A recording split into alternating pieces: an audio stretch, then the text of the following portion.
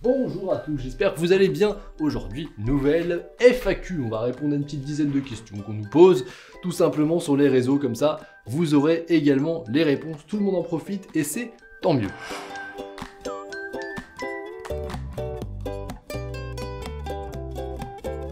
Première question, auriez-vous des infos sur le coût de la prestation d'un médecin référent de crèche par rapport justement à la modification du décret référent santé accueil inclusif 10 heures par an? Alors il n'y a pas de coût précis, ça va dépendre en fait du fonctionnement, de la manière dont tu vas fonctionner. Est-ce que tu auras une infirmière en interne? Est-ce que tu auras une puéricultrice en interne?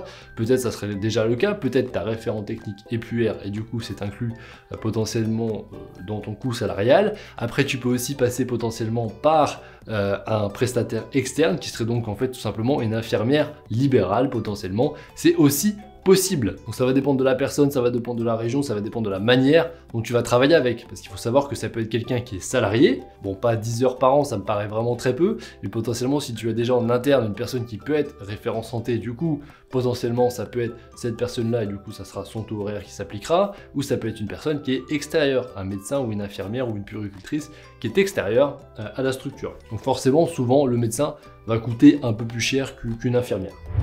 Question travaux. Faut-il obligatoirement prendre des entreprises pour faire les travaux? On me parle de décennale, est-ce que c'est obligatoire, etc.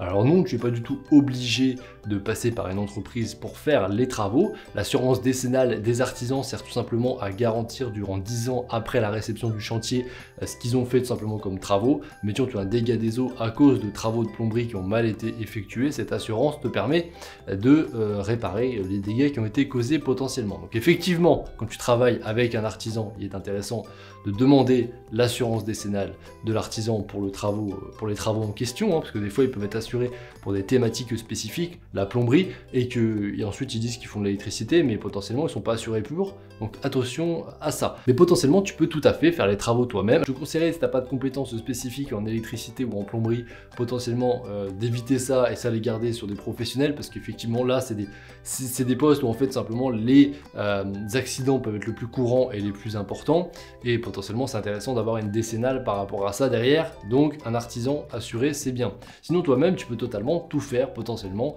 et je te conseille prioriser d'abord surtout les cloisons, qui est peut-être le poste le plus simple à remplacer, tout ce qui est placo, tout ce qui est peinture, tout ce qui est sol, etc. Je pense que ça c'est déjà pas mal, et après la petite plomberie tu peux aussi totalement le faire directement, donc oui tu peux faire pas mal de travaux, ce qui divise quand même à peu près par 3 la facture.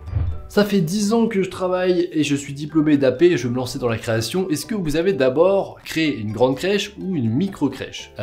Est-ce que c'est préférable de créer plusieurs micro-crèches ou directement une crèche de 30 à 40 berceaux? Alors il faut savoir que c'est des fonctionnements qui sont totalement différents déjà. Tu vas pas avoir la même réglementation, que ce soit sur le fonctionnement global, notamment l'encadrement par exemple, même si c'est assez proche, mais c'est surtout sur le mode de facturation. D'un côté en micro-crèche, tu auras la possibilité d'être en page ou en PSU. Je te renvoie vers une vidéo si tu veux savoir la différence entre chaque.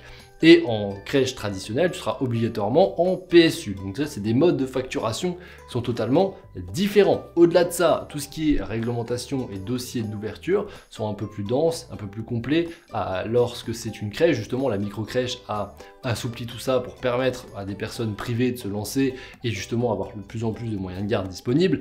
Donc forcément, une crèche traditionnelle va être un peu plus complexe à lancer potentiellement. Les deux sont faisables, mais sache qu'en tous les cas, ce sera plus simple d'atteindre une certaine rentabilité et une pérennité du projet au travers d'une micro-crèche que tu pourras plus facilement dupliquer qu'une grosse crèche. Quel est le taux pratiqué et la durée pour le remboursement d'un emprunt de trésorerie pour l'entreprise? Alors la durée maximale ça va être 7 ans, des fois on oblige les porteurs de projet à 5 ans lorsque c'est une création. Les taux bien sûr varient tout le temps, mais là à l'heure actuelle, à l'heure où on filme la vidéo, les taux moyens sont de 1,13%, donc on est très loin des 8% que tu as mis dans ton message, sachant que c'est un taux hors assurance qui est pris en compte. Pouvez-vous me dire combien gagne un référent technique net par mois pour une micro-crèche en CDI 35 heures? Alors j'ai pu te parler d'un taux horaire brut, tu pourras ensuite estimer. Il faut savoir qu'une référente technique souvent peut démarrer aux alentours de 12 € brut et aller jusqu'à 15-16 € potentiellement lorsqu'elle a un peu plus d'expérience. Tout simplement, ça dépend aussi des régions. En Ile-de-France, ça sera un peu plus cher. Nouvelle question, après l'analyse des réponses du questionnaire, certains parents ont laissé leur adresse mail. À quel moment estimez-vous que l'on puisse envoyer des mails pour l'avancée? Et bien à chaque fois qu'il y a une avancée précise qui va préciser la date d'ouverture ou qui peut être motivant pour le parent, faut pas hésiter à les tenir informés au fur et à mesure, mais surtout dès que tu as une date d'ouverture, n'hésite pas ensuite à mettre en place des préinscriptions et du coup relancer ses parents pour transformer ses intérêts en préinscription. Ça sera forcément intéressant pour le démarrage de ton entreprise. Pour celles et ceux qui utilisent des plateaux repas, lesquels avez-vous pris et qu'en pensez-vous? Alors nous on a pris des plateaux repas chez Henri Julien, je te mettrai une image juste là et on en est très content, on l'a mis dans l'ensemble de nos structures, donc je te le conseille tout simplement. J'ai rendez-vous avec la mairie de mon secteur qui a accueilli très favorablement mon projet parce qu'il y a beaucoup de demandes. Quelles questions on peut me poser? Principalement des questions d'ordre fonctionnel de ta structure, les horaires d'ouverture, quelle équipe tu vas recruter, quel axe pédagogique tu mets en place, qu'est-ce qu'une micro-crèche, quels sont les différents lieux, les différentes pièces de ta future structure, combien de mètres carrés tu auras besoin, combien de personnes tu vas recruter, combien d'enfants tu vas accueillir, etc. L'âge des enfants que tu vas accueillir, voilà, tu dois maîtriser tout cet aspect-là bien sûr. Et après, les inquiétudes les plus courantes sur les rendez-vous mairie, c'est souvent au niveau des assistantes maternelles. Je te redirige vers une vidéo qu'on avait faite à ce sujet, que tu pourras consulter pour ton rendez-vous mairie pour te préparer au mieux. Autre question, avez-vous déposé votre nom à l'INPI? Si oui, combien ça a coûté? Ça coûte 230 € à peu près de bloquer le nom sur l'INPI. Si tu as un nom particulier qui va derrière intégrer une certaine charte graphique, tu souhaites te développer, etc.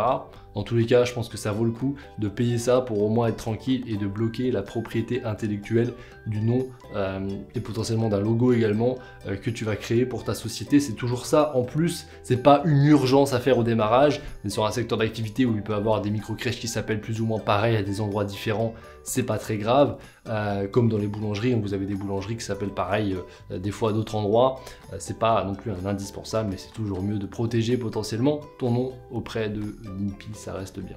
Voilà tout pour cette FAQ rapide. J'espère que ça vous a plu et que ce mode de fonctionnement de vidéo vous plaît également. N'hésitez pas à nous faire des retours en commentaire. Dans tous les cas, moi je vous dis maintenant à très bientôt dans une prochaine vidéo. Je vous souhaite la réussite dans votre projet. À bientôt.